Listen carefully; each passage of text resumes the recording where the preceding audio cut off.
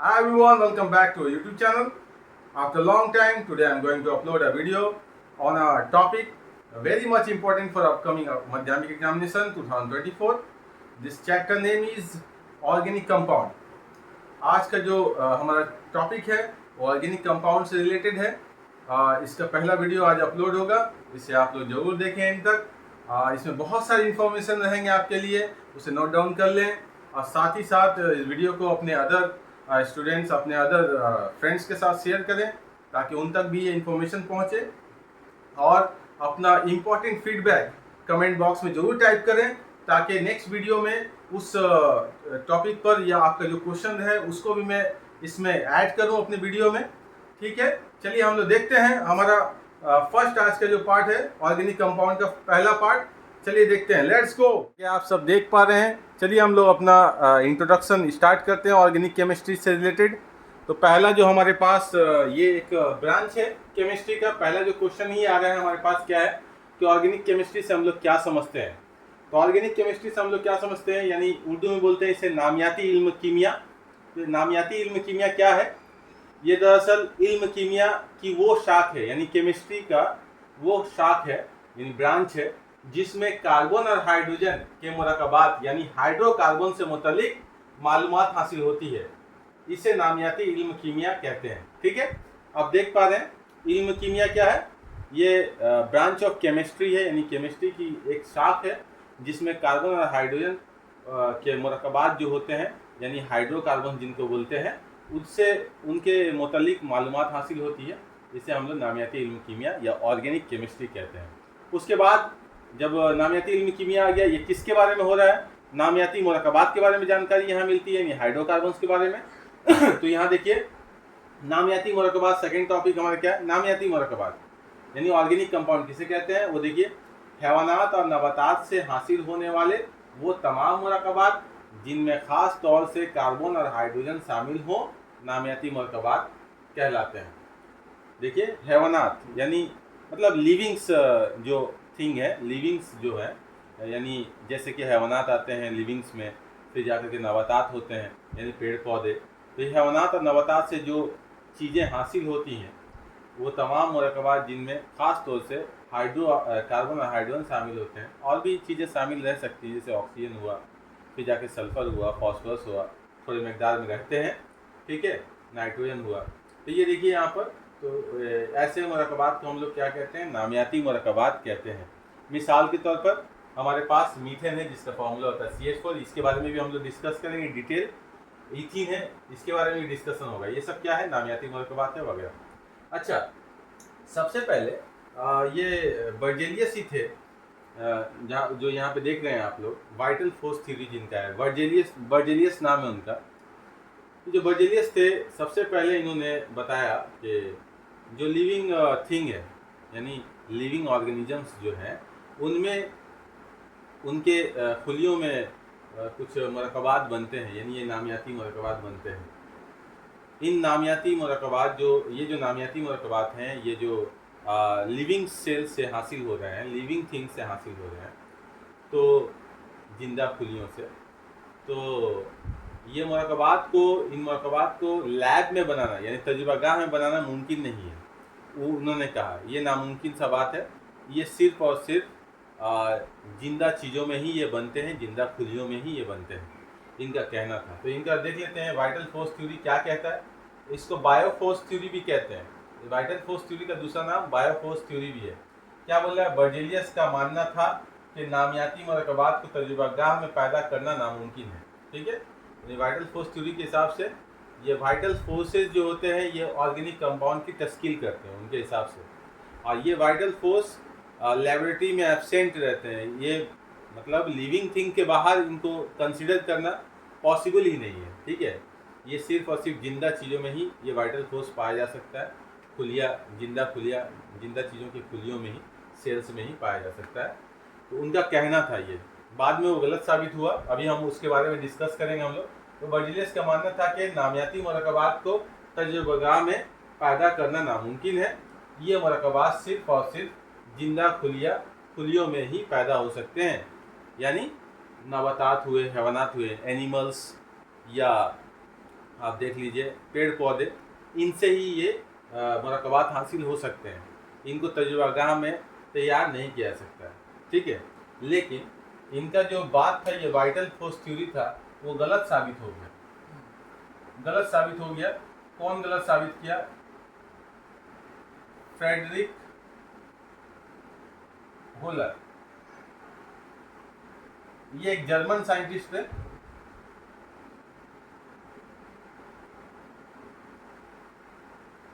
German scientist है ये Frederick holer. इन्होंने क्या किया, एक्चुअली एक्सीडेंटली ये तैयार हो गया। ये जो बनाने जा रहे थे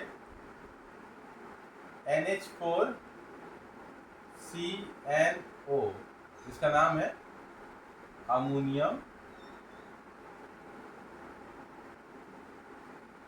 सायानेट।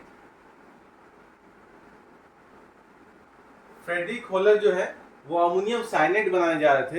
एक्सीडेंटली ये बन गया क्या, अमोनियम साइनेट जो बना वो गर्मी पा करके बन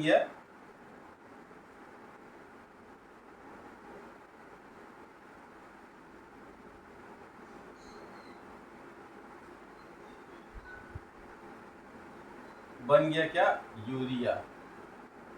और ये जो यूरिया है ये एक ऑर्गेनिक कंपाउंड है,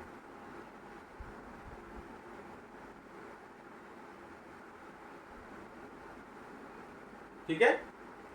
अमोनियम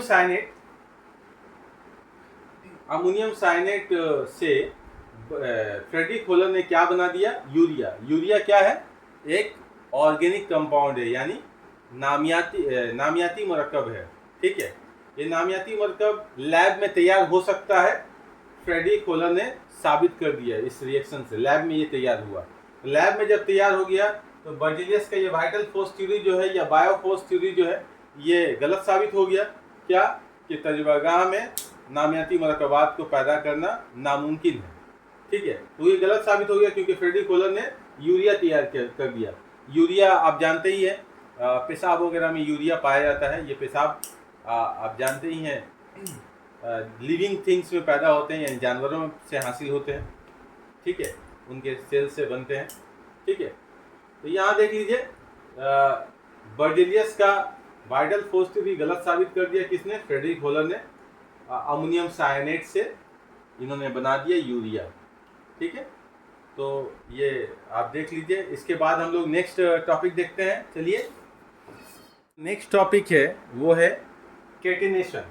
ये बहुत ही इंपॉर्टेंट टॉपिक है, इसे आप गौर से देखिएगा। केटिनेशन क्या है? ये दरअसल कार्बन एटम की वो सलाहियत है जिसके जरिए वो दूसरे कार्बन एटमों के साथ इलेक्ट्रॉन की साझेदारी के जरिए लंबे जंजीरों यानी लॉन्ग चेन की तश्कील करते हैं। कार्बन की इस खासियत को क्या कहते हैं? केटिनेशन कहते हैं। हम इसे समझाते हैं। देखिए, एक्चुअली अगर हम लोग कार्बन को देखें तो कार्बन का एटॉमिक नंबर कितना होता है जी? 6 होता है। इसको अगर हम लोग सजाते हैं तो पहला आधार पे 2, फर्स्ट ऑर्बिट पे 2 इलेक्ट्रॉन्स रहेंगे और सेकेंड ऑर्बिट पर 4। तो देख सकते हैं हम लोग सेकेंड ऑर्बिट में ऑक्टेट कंप्लीट नहीं है। तो कार्बन को अपना ऑक्टेट कंप्लीट करने के लिए 4 इलेक्ट्रॉन की जरूरत है।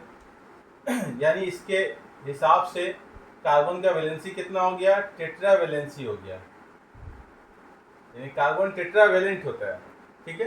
ये टेट्रा वैलेंट होने की वजह से कार्बन को आप देखिए दूसरे कार्बन के साथ अगर जुड़ेगा तो आप देखिए इसका अगर हम लोग वैलेंसी कंप्लीट करते हैं, 2 आयरन लगा दिए। आप लोग कोवेलेंट बॉन्ड वाला मेरा चैप्टर जरूर देखिएगा, यानी केमिकल बॉन्डिंग वाला चैप्टर, उसमें आपको समझ में आ जाएगा कैसे बॉन्डिंग बनता है। यहाँ कोवेलेंट बॉन्ड बन रहा है, इसे आप समझ पाइएगा। तो देख लीजिए यहाँ पर 2 कार्बन आ गए। तो यहाँ पर अगर इसको भी कंप्लीट कर लेते हैं हम, देखिए 4 पूरा हो गया, 4 वैलेंसी पूरा हो गया। तो देखिए यहाँ पर 2 चेन, एक लंबा चेन तैयार हो रहा है। इसके अलावा थोड़ा सा और आगे बढ़ाते हैं हम लोग। देखिए 3 कार्बन ला देते हैं। तीनों कार्बन को देखिए किस तरीके से पूरा हो रहा है। देखिए ये 4 वैलेंसी के वजह से ही ये लंबा चेन बना सकता है। इसके अंदर ये खासियत होती है। 4 कार्बन ला दे तो ये भी बनेगा। इसका नाम है क्या? इथेन। इसका नाम है क्या? प्रोपेन। ये हम बताएंगे कि इसको प्रोपेन नाम क्यों बोला जा रहा है, आईयूपैक नेम सिखाएंगे। नेक्स्ट देखते हैं अपकमिंग वीडियोस में, आप देखिएगा, इसके बारे में डिस्कशन होगा।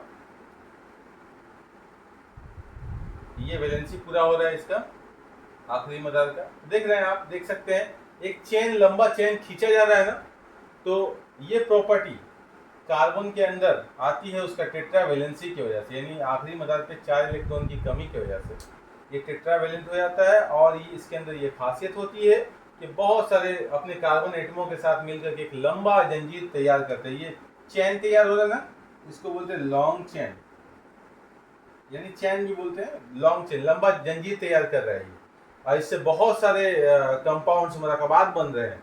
इसलिए हम इस प्रॉपर्टी को ही हम लोग बोलते हैं क्या? केटेनेशन। ये कार्बन के अंदर में ये खास खासियत होती है जो कि ये लंबे जंजीरों की तश्कील के जरिए बहुत सारे मरकबात, नामियाती मरकबात ये बना सकते हैं। ठीक है, आप देखिए ये जो हम लोग चेन के बारे में बात कर रहे हैं, ये चेन जो है 2 तरह का होता है। ठीक है, देख लीजिए, उसको भी देख लीजिए। ये चेन जो है ये 2 तरह का होता है। क्या? एक होता है आपका ओपन चेन, एक होता है क्लोज चेन। ठीक है, ओपन चेन का अभी हम लोग मिसाल दिए हैं, सी बॉन्ड सी बॉन्ड सी, 3 तो कार्बन एटम का हम ले लेते हैं। चलिए, ऐसे बहुत सारे कार्बन एटम एक साथ जुड़ सकते हैं, बहुत सारे मरकबात बनाते हैं। यहाँ पे जो चेन बन रहा है ये ओपन चेन है, इसका नाम क्या है? प्रोपेन है। ठीक है, इस कंपाउंड का नाम है प्रोपेन। और ये क्लोज चेन देख लीजिए, ये हमारे अभी सिलेबस का ये नहीं है। ठीक है, इसको भी देख लीजिए, ये बेंजीन रिंग बना रहे हैं हम। ठीक है, डबल बॉन्ड यहाँ होता है, अल्टरनेट करके दे देते हैं, यहाँ कार्बन है, यहाँ कार्बन है, यहाँ कार्बन है, यहाँ कार्बन है, सब में हाइड्रोजन है।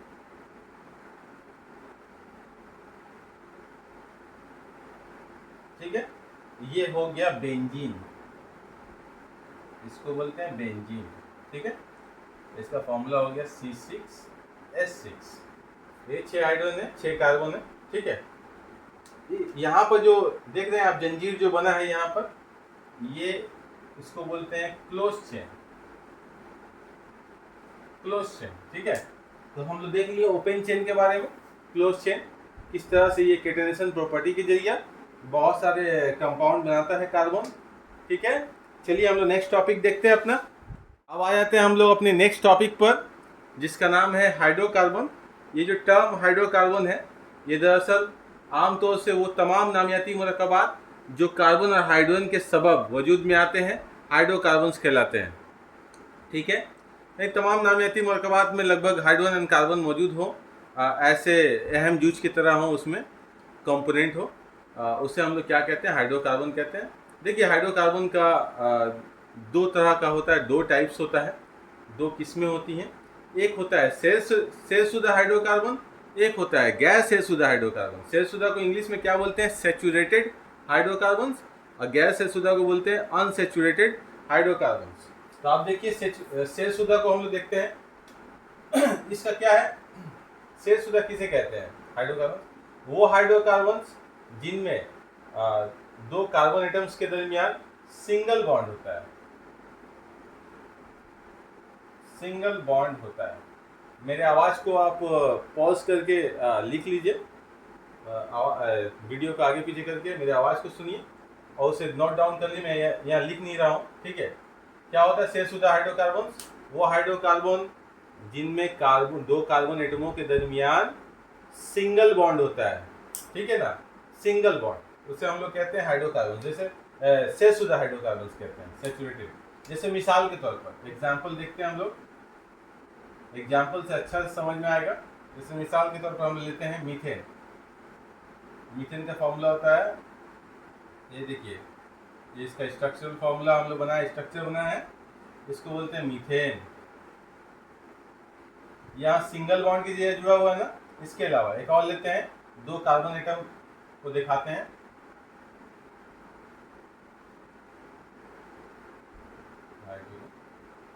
ठीक है, अब देखिए 2 कार्बन एटम के बीच में यहाँ पे क्या है, सिंगल बॉन्ड है, सिंगल बॉन्ड है, इसलिए ये क्या है, सैचुरेटेड हाइड्रोकार्बन है, शेष शुद्ध हाइड्रोकार्बन है। ओके, अब आते हैं हम लोग, इसके अलावा भी और एक मिसाल लेते हैं, उसको भी देख लेते हैं। देखिए 3 कार्बन ले लेते हैं, यहाँ पे भी कहीं भी एक से ज़्यादा बॉन्ड नहीं दिखाई दे रहा है, हर जगह सिंगल बॉन्ड है। ये कौन सा 2 कार्बन एटम के बीच में सिंगल बॉन्ड है ना, देखिए ये 2 कार्बन के बीच में सिंगल बॉन्ड, यहाँ पे भी सिंगल बॉन्ड। ये कौन सा मरकब हो गया, हाइड्रोकार्बन हो गया, सैचुरेटेड हाइड्रोकार्बन हो गया, शेष शुद्ध हाइड्रोकार्बन कहेंगे। यानी एक बार फिर से मैं बोल देता हूँ, वो हाइड्रोकार्बन जिनमें 2 कार्बन एटमों के दरमियान सिंगल बॉन्ड मौजूद हो, इसे हम लोग बोलते हैं शेष शुद्ध हाइड्रोकार्बन। ठीक है, अब आता है अनसैचुरेटेड हाइड्रोकार्बन, इनको देख लेते हैं। यानी इसका हम छोटा सा यहाँ पे ये दे देते हैं, कार्बन कार्बन के बीच में क्या होगा, सिंगल बॉन्ड होगा। अच्छा, गैर शेष शुद्ध हाइड्रोकार्बन, अनसैचुरेटेड हाइड्रोकार्बन किसे कहेंगे, वो हाइड्रोकार्बन जिनमें 2 कार्बन एटम के दरमियान डबल बॉन्ड हो, और या 2 कार्बन एटम के दरमियान ट्रिपल बॉन्ड हो, ऐसे हम लोग बोलते हैं। यहाँ पे मैं बना देता हूँ उसका वैलेंसी के लिए, मैं खाली छोड़ रहा हूँ, कुछ भी आप ऐड कर सकते हैं यहाँ पे। ठीक है, यहाँ देखिए, ओके, यानी 2 कार्बन एटम, वो हाइड्रोकार्बन जिनमें 2 कार्बन एटम के दरमियान डबल बॉन्ड या ट्रिपल बॉन्ड मौजूद हो, ऐसे हाइड्रोकार्बन को हम लोग बोलते हैं गैर शेष शुद्ध हाइड्रोकार्बन, अनसैचुरेटेड हाइड्रोकार्बन। मिसाल के तौर पर हम लोग देखते हैं, एग्जाम्पल लेते हैं, यहाँ पर एग्जाम्पल लेते हैं। देखिए एक सिंपल सा एग्जांपल मैं ले रहा हूँ, C double bond C bond H, यहाँ पे भी हम लोग लगाते हैं। देखिए यहाँ पर डबल बॉन्ड है, डबल बॉन्ड मौजूद है। इसका नाम क्या है, इस कंपाउंड का नाम है इथीन। ये क्या हो गया, अनसैचुरेटेड हो गया, गैर से शुद्ध हो गया। इसके अलावा एक और ले लेते हैं हम लोग, C triple bond C bond H, इसका नाम है इथाइन नाम है, या एसिटाइलिन भी बोलते हैं इसे। ठीक है, यहाँ पे देखिए ट्रिपल बॉन्ड है ना, ट्रिपल बॉन्ड है, ट्रिपल बॉन्ड के जरिए ये जुड़ा हुआ है, इसीलिए ये क्या हो गया, अनसैचुरेटेड हाइड्रोकार्बन है, गैर से शुद्ध हाइड्रोकार्बन से। ठीक है, मिसाल आप देख लीजिए, इससे समझ में आ जाएगा। इसके अलावा एक चीज है, मैं बोलता हूँ उसे, पहले यहाँ पे देखते हैं हम लोग। अच्छा, शुरुआत में ही बोल देना चाहिए था, अगर एग्जाम में पूछ ले फादर ऑफ ऑर्गेनिक केमिस्ट्री कौन है, आप इसका answer, father of organic chemistry कौन है, इसे मैं नहीं बताता हूँ, आप लोग इसे कमेंट बॉक्स में जरूर टाइप करेंगे। मैं नेक्स्ट वीडियो में, अगर कमेंट बॉक्स में बहुत लोगों ने अगर नहीं कहा, तो मैं इसका आंसर नेक्स्ट वीडियो में बताऊंगा, फादर ऑफ ऑर्गेनिक केमिस्ट्री किसे कहा जाता है। ओके, इसका जवाब आप लोग कमेंट बॉक्स में जरूर टाइप करके दीजिएगा। चलिए हम लोग एक सिंपल सा टॉपिक रह गया, उसको भी देख लेते हैं। अभी हम लोगों ने देखा हाइड्रोकार्बन्स के बारे में, शेष शुद्ध और गैर शेष शुद्ध यानी सैचुरेटेड और अनसैचुरेटेड हाइड्रोकार्बन्स के बारे में मिसाल के साथ देखा। अब इसी को हम लोग थोड़ा सा जनरलाइज करते हैं। क्या हाइड्रोकार्बन्स जो है जनरली इनको 3 तरह के हैं, इनके बॉन्डिंग की वजह से, यानी 2 कार्बन एटम के बीच में अगर सिंगल बॉन्ड है तो उसको जनरली हम लोग बोलते हैं अल्केन, आमतौर से बोलते हैं अल्केन। और अगर डबल बॉन्ड है 2 कार्बन एटम के बीच में तो उसे हम लोग बोलते हैं अल्कीन। और ट्रिपल बॉन्ड अगर है 2 कार्बन एटम के बीच में तो उसे हम लोग बोलते हैं अल्काइन। तो आइए देखते हैं हम लोग सबसे पहले अल्केन से रिलेटेड। अल्केन का जनरल फॉर्मूला जो होता है CnH2n+2। ये N क्या है, N जो है number of atoms of carbon एटमों की तादाद है। ठीक है, तो देखिए यहाँ पर, जैसा कि यहाँ पे अल्केन है तो हम लोग लेते हैं यहाँ पर, पहला हम लेते हैं, देखिए अगर सिंगल कार्बन एटम हो, n इक्वल टू 1 हो, अगर कार्बन एटम की तादाद अगर 1 हो, तो यहाँ देखिए फॉर्मूला क्या ठहरेगा, C1H2 इंटू 1 प्लस 2, यानी आएगा ये कितना, देखिए CH4, जिसको हम लोग बोलते हैं मीथेन। अच्छा, अगर C इक्वल टू अगर हम लोग 2 लेते हैं तो C n की जगह पर 2H2 इंटू 2 प्लस 2, देखिए क्या आएगा, C2H6, इसको बोलते हैं हम लोग इथेन। ठीक है, इसी तरीके से और देख लीजिए, एक और लेते हैं। अगर n इक्वल टू 3 हो जाए तो क्या हो जाएगा, देखिए C3H2 इंटू 3, n की जगह पर प्लस 2, ये क्या आएगा, देखिए तो C3H8 आएगा। ओके, इसको बोलते हैं हम लोग प्रोपेन। ओके, तो आप देख लीजिए यहाँ पर उसी तरीके से यहाँ पे भी आ जाते हैं हम लोग। जनरल फॉर्मूला फॉर अल्कीन क्या है, यानी अल्कीन किसको बोलते हैं, दो कार्बन एटम के बीच में अगर डबल बॉन्ड हो, यानी ये हो जाता है क्या, अनसेचुरेटेड हाइड्रोकार्बन हो जाता है, ये भी अनसेचुरेटेड है, ट्रिपल बॉन्ड है, और ये जो है सेचुरेटेड हाइड्रोकार्बन का जनरल फॉर्मूला है। यहाँ देखिए अल्कीन का जनरल फॉर्मूला जो है CnH2n है। अगर n इक्वल टू 2 से स्टार्ट करेंगे यहाँ पर, ठीक है, 2 कार्बन एटम से स्टार्ट करेंगे, क्योंकि डबल बॉन्ड 2 कार्बन एटम के बीच में ही बनाना है। ठीक है, देखिए यहाँ पर n इक्वल टू अगर 2 होगा तो क्या हो जाएगा, C2H2 इंटू 2, ये आएगा कितना, C2H4। ओके, C2H4, इसको हम लोग बोलते हैं इथीन।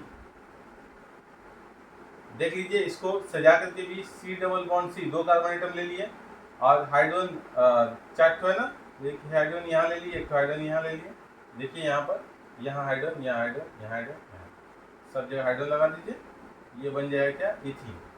इसके अलावा n इक्वल टू अगर 3 हो जाए, अगर n इक्वल टू हम 3 लेते हैं तो क्या हो जाएगा, देखिए तो फॉर्मूला हमारा C3H2 इंटू 3, यानी आ जाएगा कितना, C3H6। इसका देख लीजिए, 3 तो कार्बन एटम हम लोग लेते हैं, कोई 2 कार्बन एटम के बीच में डबल बॉन्ड होगा। अब देखिए यहाँ पर हो जाएगा कितना, H2, यहाँ पे हो जाएगा H, यहाँ पे हो जाएगा H, यहाँ पे H। ठीक है, देखिए 1 2 3 और 2 5, एक यहाँ पे भी छूट रहा है, यहाँ पे भी हो जाएगा हाइड्रोजन। ठीक है, 2 1 2 3 1 4, ठीक है, 2 1 3 1 4 1 5 1 6 हाइड्रोजन हो गया यहाँ पर, कार्बन 3 है। तो देखिए CnH2n याद रखिएगा, ये शॉर्ट क्वेश्चन में बोल सकता है अल्कीन का क्या जनरल फॉर्मूला। इसके बाद हम लोग देखते हैं अल्काइन के बारे में।